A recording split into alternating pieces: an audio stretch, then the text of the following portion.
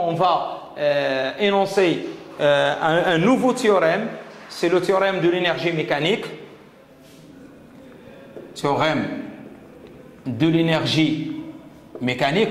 Bon, à vrai dire, on ne peut pas dire qu'on a vraiment un théorème de l'énergie mécanique, mais spécialement lorsqu'on a un système qui est conservatif, on peut réécrire le théorème de l'énergie cinétique sous une autre forme qu'on va développer. Mais spécialement, j'attire votre attention que ce théorème de l'énergie mécanique, il est spécialement fait pour un système qui est tout à fait particulier, c'est un système qui est conservatif. Comment on définit un système conservatif? Eh bien, un système, il est dit conservatif lorsque la résultante des forces appliquées à ce système est conservative. Donc, pour un point M soumis à l'action uniquement de forces conservatives, dans ces conditions, on parle d'un système conservatif. Mais avant de définir ceci, qu'est-ce que ça veut dire? Quand est-ce qu'une force F est dite conservative? Force conservative. Force conservative. Une force F est dite conservative. Donc s'il existe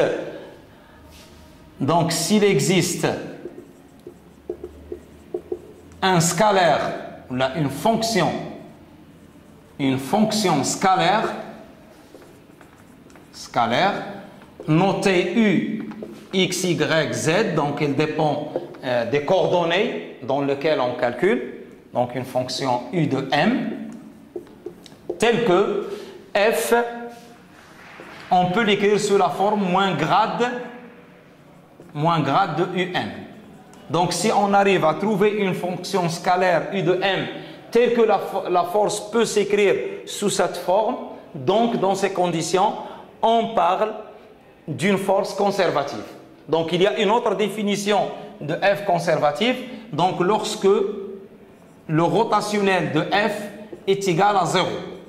Donc on a deux façons, si jamais on a l'expression d'une force, donc on a deux façons pour vérifier si la force est conservative ou non.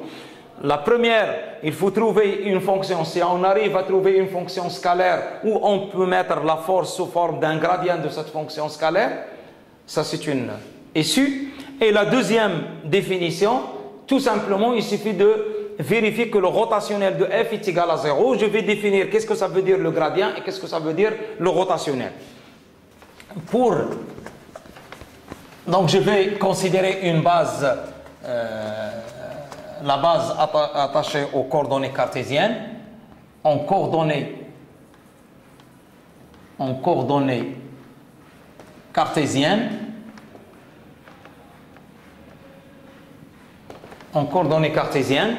Donc je peux écrire que le grade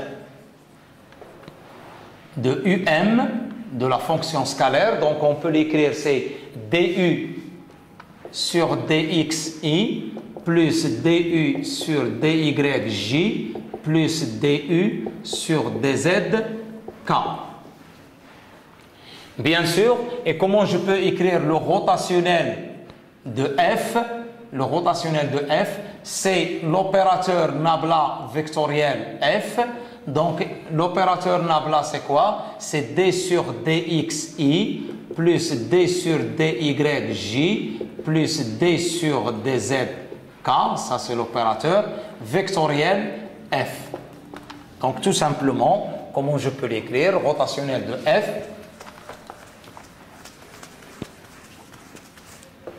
Je peux l'écrire aussi, c'est le déterminant de d sur dx, d sur dy, d sur dz. Je reviens à la définition du produit vectoriel. F, donc je peux l'écrire fx, ses composantes, fy, fz. Voilà. Donc si j'arrive à trouver ceci, donc le déterminant, donc en calculant le déterminant de ceci, donc je trouve le rotationnel. Si le rotationnel est nul, la fonction f elle est dite conservative. Bon, maintenant, on calcule le travail d'une force conservative. Travail de F conservatif. Mais attention, dans le cas général, un système peut être soumis à la somme de forces conservatives et de forces non conservatives, c'est-à-dire les forces qui n'ont pas la propriété qu'on avait dit tout à l'heure, c'est-à-dire qu'on ne peut pas trouver une fonction scalaire pour laquelle la force F elle est égale au grade de UM. Donc maintenant, on calcule le travail de la force conservative F et on va noter cette force FC. Donc dW de FC, de la force conservative, elle est égale à moins grade de cette fonction qu'on avait EP de M dans R, donc scalaire D de OM.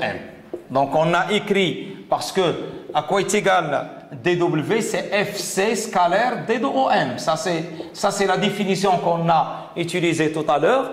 Et on a remplacé FC par quoi? FC, on l'a remplacé par grade de EP. Parce que cette fonction scalaire qu'on a dit tout à l'heure, pour vérifier là, est-ce que la force est conservative, cette fonction scalaire, ce n'est que, tout simplement, c'est l'énergie potentielle de M dans R. Donc c'est l'énergie potentielle avec D de EP de M dans R est égal à moins dW de F. Voilà. Donc,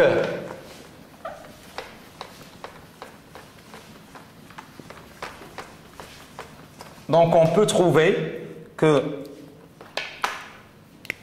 dW de FC est égal à moins D de EP de M dans R. C'est très simple pour la montrer, donc c'est très simple. Il suffit de remplacer le gradient et de multiplier par D de OM. Et donc si on développe les calculs, c'est très simple, en développant les calculs, on trouve apparaître un nouveau scalaire qui est EP, c'est l'énergie potentielle. EP, énergie potentielle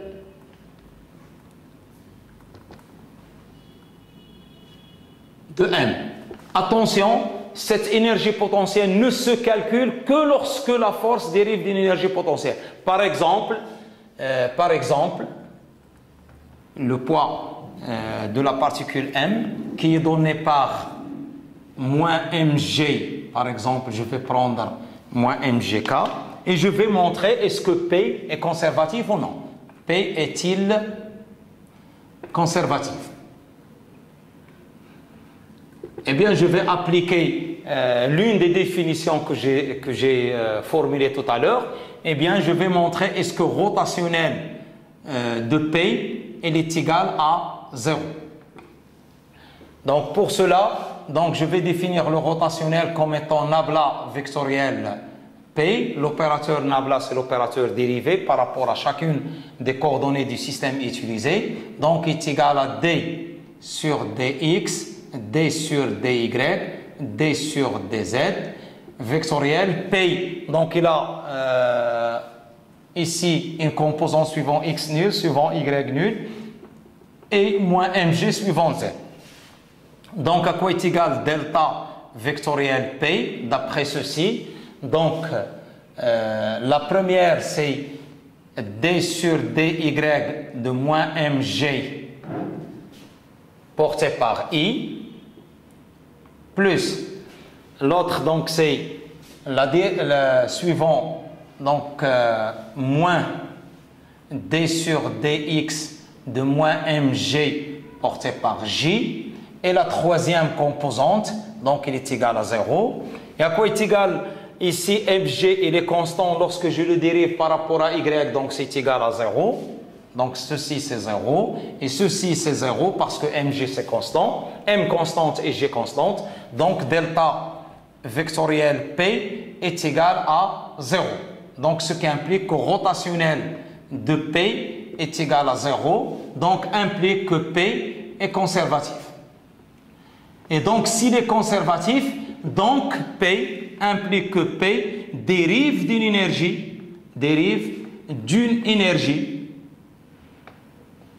énergie potentielle que je vais calculer. Et donc, il fallait considérer une fois pour toutes que toujours, le poids, c'est une force qui est conservative. Quelle que soit sa forme et son écriture, le poids est considéré comme l'une des forces conservatives.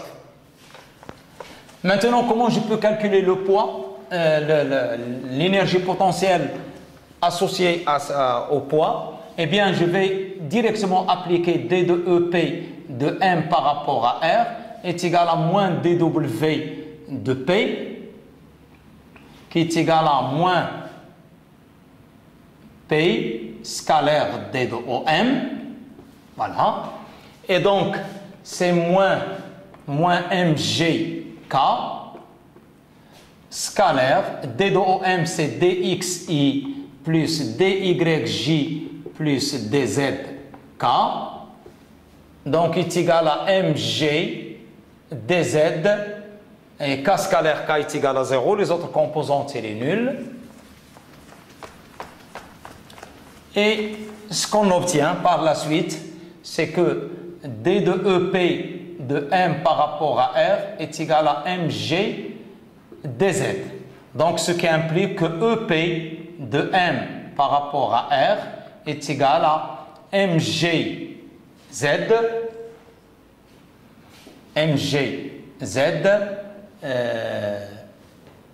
qui multiplie, donc voilà, donc plus une constante. Donc toujours l'énergie potentielle, elle se calcule à une constante près.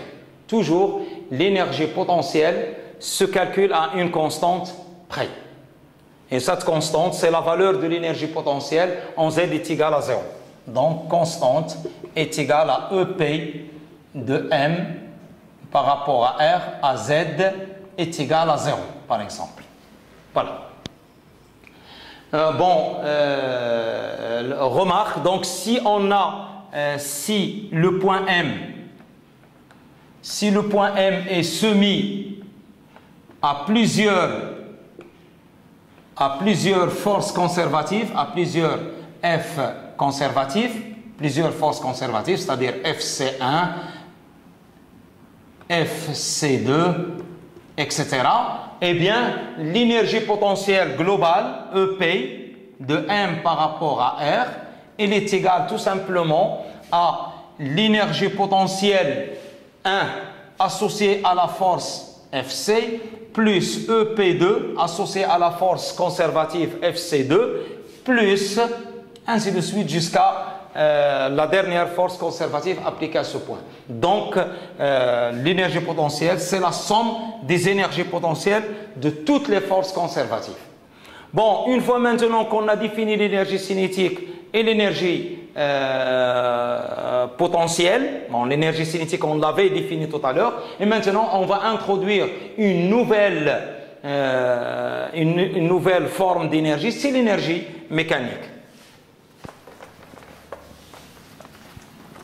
Et l'énergie mécanique, elle est définie par la somme de l'énergie cinétique et de l'énergie mécanique. Donc, pour un point matériel, pour un point M de masse M, soumis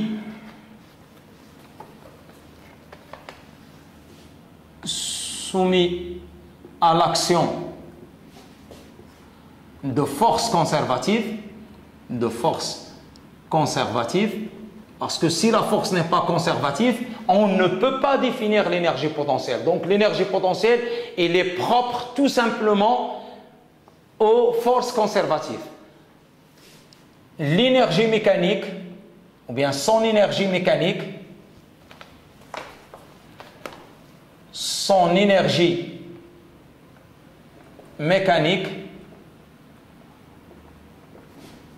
est définie par donc l'énergie mécanique EM de M par rapport à R, elle est égale à l'énergie cinétique de M par rapport à R. Bien sûr, on travaille dans un référentiel R donné, plus l'énergie potentielle de M dans R. Voilà. On le définit comme étant la somme de l'énergie cinétique plus l'énergie potentielle.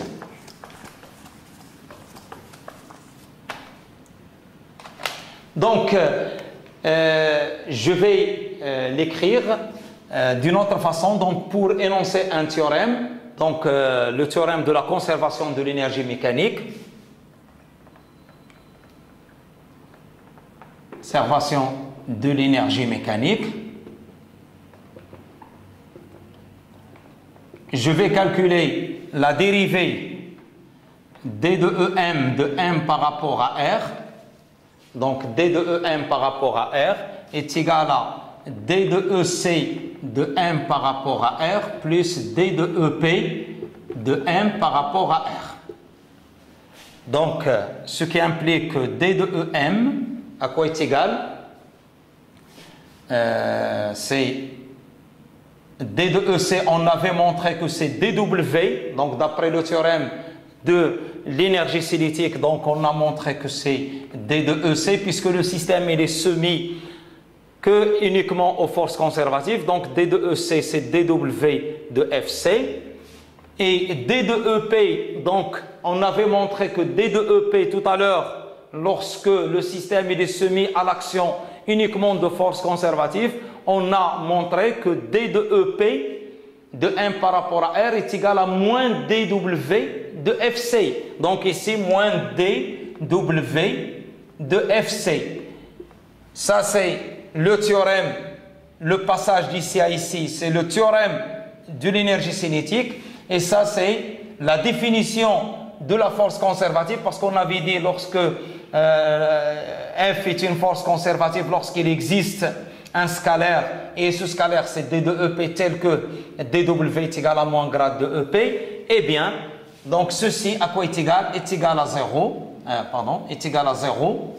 Donc ce qui implique que d de EM de M par rapport à R est égal à 0, donc EM est égal à une constante. Et c'est ce qu'on appelle conservation de l'énergie mécanique. C'est-à-dire que lorsque le système est conservatif, c'est-à-dire lorsque la particule n'est soumise qu'à l'action de force conservative, eh bien, la quantité qu'on vient de définir, qui est l'énergie mécanique, qui est la somme de l'énergie cinétique plus l'énergie potentielle, eh bien, cette quantité, il demeure constant, quel que soit T, c'est-à-dire que EC plus EP est égal à une constante, quel que soit T. Entre autres, à l'instant T quelconque, EC plus EP est égal à sa valeur à l'instant T est égal à 0. Est égal à l'énergie cinétique à T est égal à 0, plus l'énergie potentielle à T est égal à 0. Bon, remarque. Attention, il y a conservation de l'énergie mécanique lorsque le point matériel est soumis uniquement à des forces dérivant d'un potentiel, c'est-à-dire dérive d'une énergie potentielle. Cette loi de conservation peut être vraie si le point est soumis à d'autres forces mais qui ne dérivent pas d'énergie potentielle. Donc cette loi peut ne plus être vraie. Donc c'est-à-dire que la conservation de l'énergie mécanique n'est pas vérifiée lorsque le point M tout simplement il est soumis à d'autres forces qui ne sont pas conservatives. De plus, on dit que l'énergie mécanique dans le cas où il se conserve est une intégrale première du mouvement. Ceci plutôt on le vérifie lorsqu'on aborde la mécanique des solides. Quand l'énergie mécanique se conserve au cours du mouvement, l'énergie potentielle peut se transformer en énergie cinétique et inversement.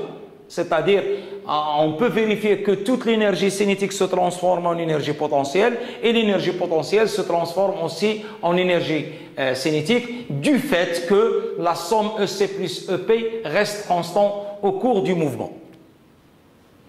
Bon, maintenant, une fois qu'on a énoncé cette conservation de l'énergie mécanique qui est fort intéressante et qui peut nous donner aussi Donc, par exemple, je vais reprendre le système qu'on a étudié tout à l'heure concernant le pendule et je vais calculer l'énergie potentielle, je vais calculer l'énergie mécanique, je vais calculer l'énergie totale et je vais retrouver l'équation du mouvement en utilisant la conservation de l'énergie mécanique. Donc, pour cela, je vais reprendre l'exemple de tout à l'heure. Donc, je vais rapidement le souligner. Donc, on avait vu tout à l'heure le pendule. Donc, ici, X, Y, J, I, O, M. Les forces qui sont appliquées sont le poids P et la tension T du fil, l'angle θ, donc Eθ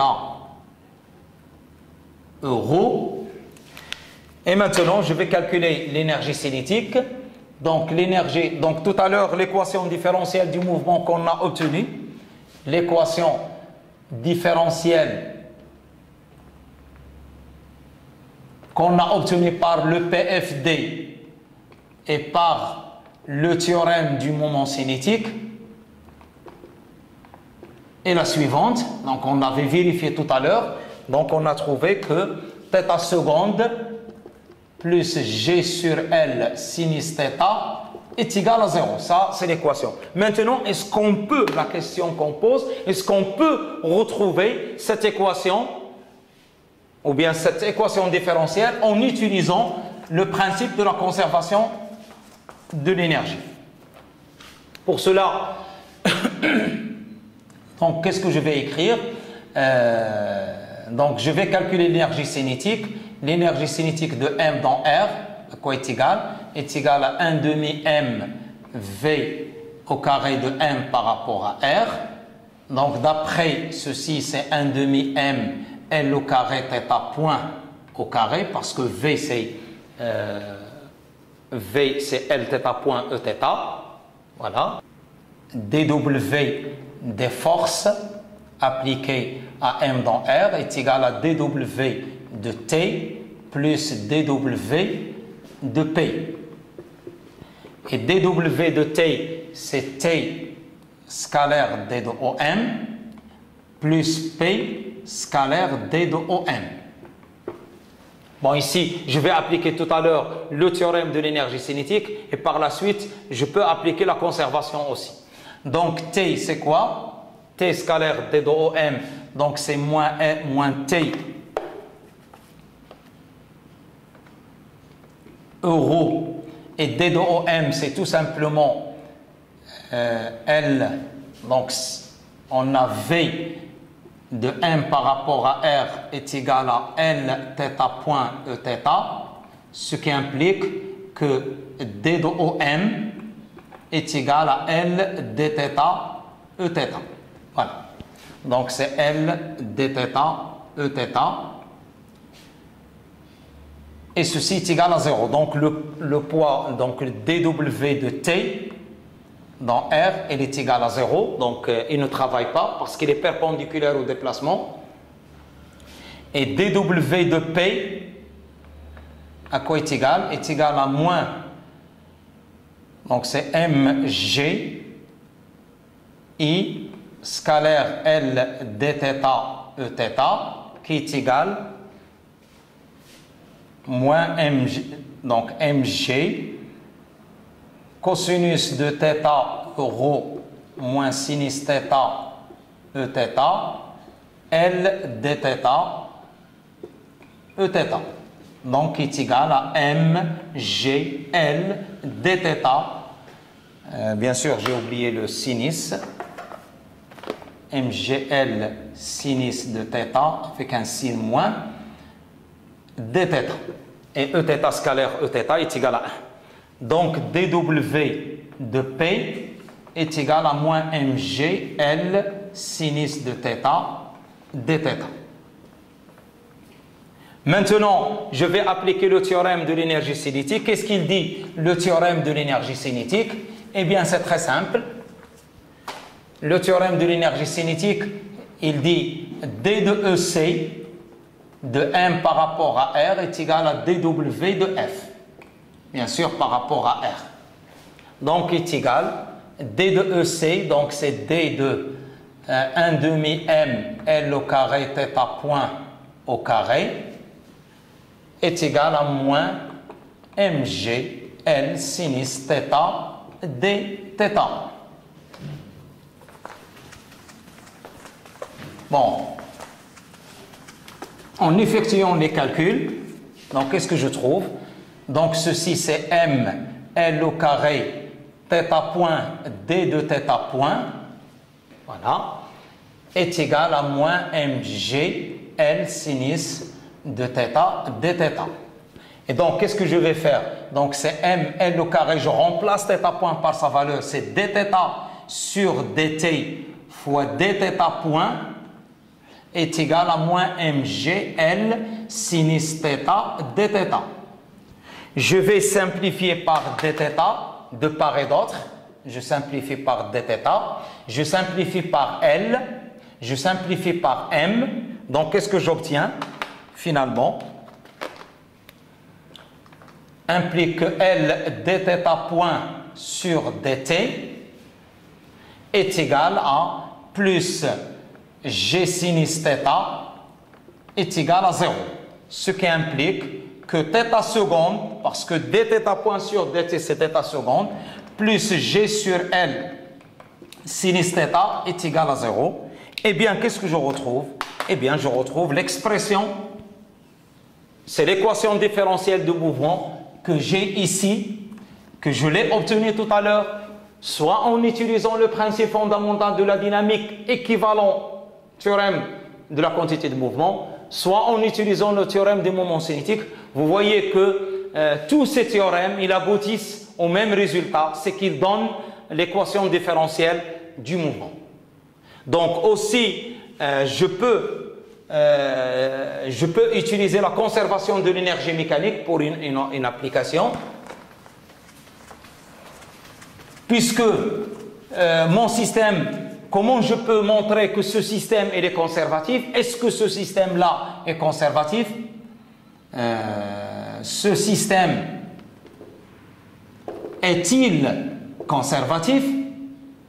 Eh bien, je vais voir, est-ce que l'ensemble des forces qui travaillent sont-ils conservatives ou non? Donc, si je regarde T, c'est une force, il n'est pas conservatif, mais il ne travaille pas pour notre problème. Ne travaille pas, parce qu'on a montré, ne travaille pas, on a montré que dW de T, il est égal à 0 tout à l'heure. Et puis, la seule force qui travaille ici, P, travaille, et on a dit tout à l'heure que le poids P est toujours une force conservative parce que rotationnel de P, il est égal à 0. Force, il est conservatif. Donc, qu'est-ce que je peux dire de ce système? Donc, ce système, il comporte des forces conservatives et des forces non conservatives, sauf que les forces non conservatives ne travaillent pas. Donc, c'est un système qui est conservatif. Donc, finalement, le système est conservatif et donc, je peux appliquer D de EM. Donc, je peux calculer maintenant l'énergie cinétique et l'énergie potentielle. Donc, l'énergie cinétique de M par rapport à R, on avait dit c'est 1 demi M L au carré θ point au carré.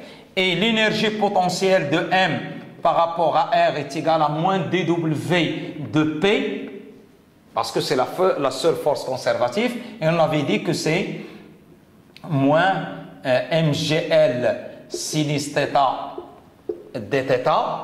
Donc, moins mg L sinus θ dθ.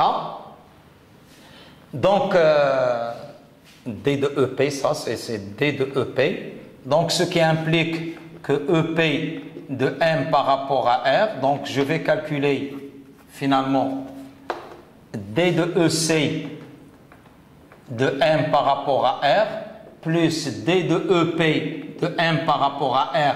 Normalement, il est égal à 0 parce que l'énergie se conserve, ce qui implique que M L au carré θ point dθ point plus mgl,